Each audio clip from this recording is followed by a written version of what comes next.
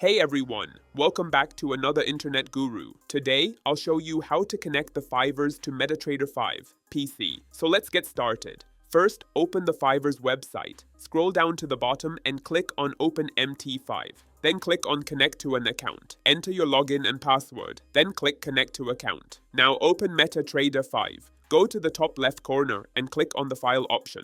Then select Open an account. In the search bar, type 5% online. Select it, then click Next. Now choose Connect with an existing trade account. Enter your login ID and password. Keep in mind, this is not the usual login you use for the 5ers dashboard. You'll receive a separate MT5 login and password when you create your account. Next, choose the server 5% online real. Click Finish, and you're done. Thanks for watching another Internet Guru. If you found this helpful, don't forget to like, subscribe, and hit the bell so you never miss a daily drop.